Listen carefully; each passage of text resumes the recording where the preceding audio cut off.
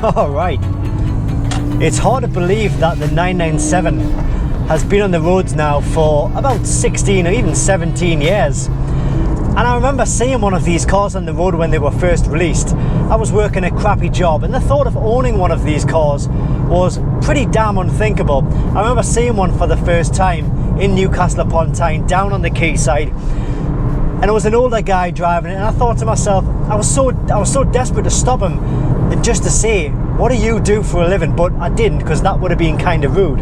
So this is my personal 911 997. It's 15 years old, and in this video I'm going to take a look at what you can expect to get from these cars, what you can expect from a 15-year-old Porsche 911 997. So we'll start with the prices, and the prices of these cars are correct as of the end of May 2021 in the UK, that is.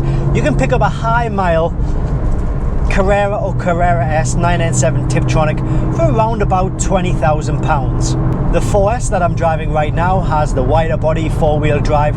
I would probably value this car in the high 30s because of the colour. If I was to sell the car, I would put the picnic table back on the top.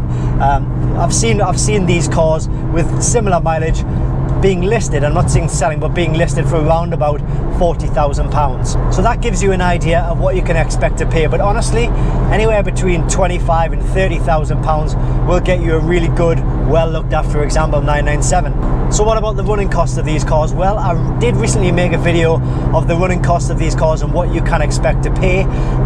I'll put a link to that video in the description below this video. But in a nutshell, excluding the price of the car, but including things like tax, insurance, repairs, fuel, servicing and modifications, I've worked out that it's cost me £3,300 per year. But obviously that will differ from person to person because they may drive it more, they may drive it less, they may do less modifications, etc. Your insurance premiums might be different. So that is an idea of how much it personally costs me per year to run. And for servicing the car, I'd recommend you take this to a specialist, you know, guys who actually know what they're doing on these cars rather than your regular garage who you may well have had good service from in the past, but the specialists really are going to know these cars inside out. You can expect to pay about £180 for a basic oil and filter service. However, if you wanted to go for an oil, filter, plugs, brake fluid and coil service, you'll probably expect to pay around £450. Again, that is from a specialist. There are other serviceable items as well, which you should see on screen right now. One of the things you cannot guarantee in Newcastle upon Tyne is the weather, unfortunately. The rain is starting to come down now. Big black clouds over there. I try and avoid those if I can.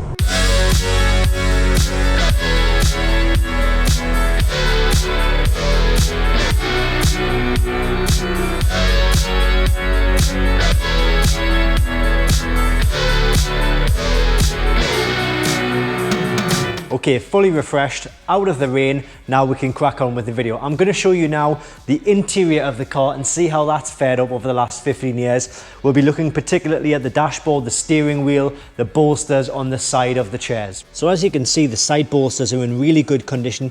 There is a bit of wear and tear as you would expect on the edges here of the bolsters, but obviously this is a low sports car. It takes a bit of getting in and out of, so this is the area which you're going to get the most wear and tear. If you look at the other side, incidentally, it's absolutely spotless, and the same with the other side.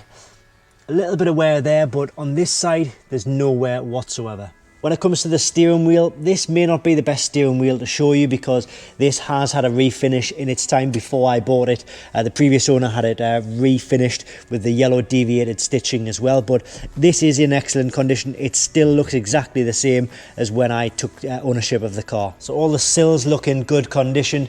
The dashboard is in excellent condition. Rather amazingly in this car, both of the cup holders still work as shown right there, and the dashboard area is in good condition, albeit it does need a bit of a clean. One thing that is common for these cars is that these buttons will get sticky and sort of need replacing over time, so bear that in mind as well. There are 3 gearboxes available for this car. If you want a manual, it comes in a 6-speed manual gearbox. If you wanted to go for the automatic, the 997.1 comes in a Tiptronic box. The 997.2, which is the facelift, comes with a PDK box. With regards to mechanical faults or problems I've had with this car specifically, I think I've been quite lucky, in fact. I haven't had too much go wrong. There was an instance when I was in Germany a couple of years ago when a high pressure fuel line had actually ruptured. We can't see any evidence of that being ruptured by any stones or rocks or anything, so we don't know what caused that, but I did have to get that replaced, and it was stuck in Germany for a few days, but that's irrelevant. It cost me about £670 just to get it replaced and refitted. Had to be done at a Porsche centre because nobody locally in the German area could fix it, unfortunately. So it went to an official Porsche centre, but other than that, you know, it's just one more thing is starting to happen now as well. I'm starting to get a few creaks and a few sort of knocks from the suspension, so I'm going to get the suspension looked at professionally. There's nothing more annoying, well, there's a lot more annoying actually, but I think suspension creaks and sort of rattles are quite annoying in these cars, so it will pay to get it checked over by a specialist and any suspension parts replaced as required. You know, like I say, this is 15 years old. Suspension components, rubbers and sort of grommet, they are going to wear out over time. It's just natural. It's got nothing to do with whether it's a Porsche. You know, the same thing will happen on a 15-year-old Audi, a BMW, you name it. So what can go wrong with these cars? Well, you've probably all heard of the bore scoring and the IMS issues. If you are worried about that, maybe factor in another £1,000 to get the IMS upgrade done for peace of mind. Also, I definitely recommend getting a pre-purchase inspection done before you go ahead and buy the car. It may cost you a few £100s, but it can prevent you from buying a lemon. There is also another check that you can do. There is an over-rev check that you can do, but you do need a special diagnostic tool to do that. I'll put a link to that kit in the description below this video. The transmission shifter cables on these cars can also snap. It's not too common, but it has been known to happen. But you can get an upgrade kit, a better quality kit, and I think they cost about £500. So what about rust on the bodywork? Well, these cars, they are well protected, they are galvanized, so you really shouldn't see any rust on these cars. I've yet to see a 997 with any rust on it at all. And if you do see a car with rust on it, probably means that it hasn't been looked after or it has been neglected. If that happens, it's probably a sure sign that there may well be signs of neglect elsewhere on the car, so I would walk away. It has been known though for moisture to build up underneath this arch here, and that can cause corrosion. It happened on my Boxster 986, so what I would do is just run your fingers through here just to make sure there's no dirt or moisture building up on the inside of this arch and the other side, and that will prevent any sort of corrosion from starting. For dents and prangs, you're probably going to find that most of these owners are enthusiasts, so they are going to get them fixed. But if you do see the odd sort of nick, like for example, you probably can't pick it up on this camera, but somewhere around this area here, there's just a minute pinpoint dent. One of those paintless dent removal guys will get that out.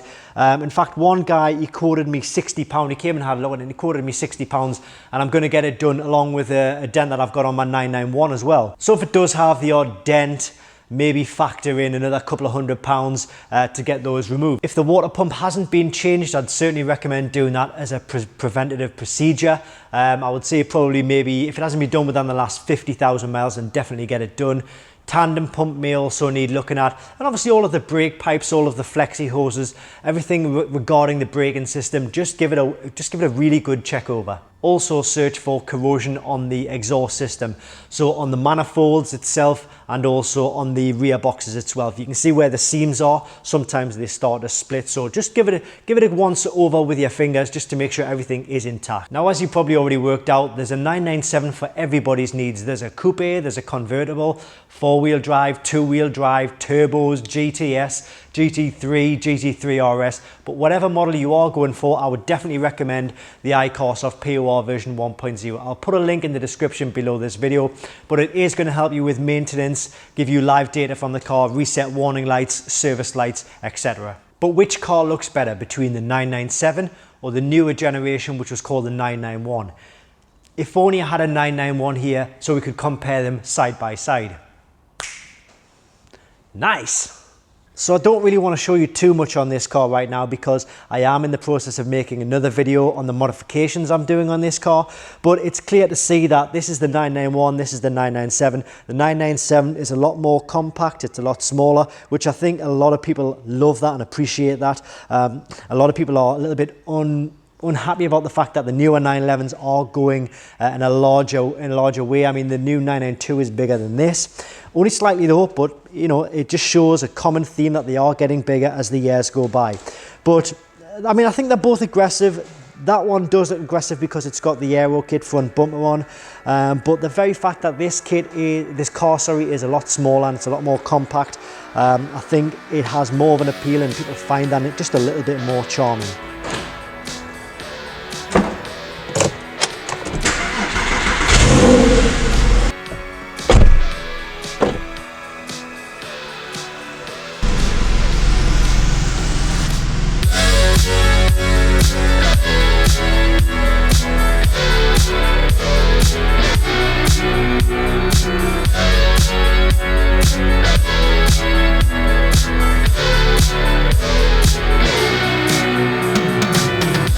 Driving my Porsche 997, it instantly transports me to a place where absolutely nothing else matters. Whatever worries or concerns or troubles you have in life, they can be temporarily forgotten about because you'll probably be focused so much on driving the car and feeling the feedback from the car, listening to the exhaust note, twisting and turning on the open roads without a single distraction other than what's in front of your very eyes. And that is why I love the Porsche 997. Guys, I really appreciate you sticking around here. If you've got some value from this video, then please go ahead and hit that like button. If you're new to the channel, then why not hit that subscribe button? And of course, I do post daily Instagram posts, so please follow me on Instagram, TPN TV. You know the drill by now. I hope this video has helped you if you are looking to get into a 997 anytime soon. It's always here for a reference, so you can always come back to the video. Until then, I'll see you on the next TPN TV video with more Porsche content.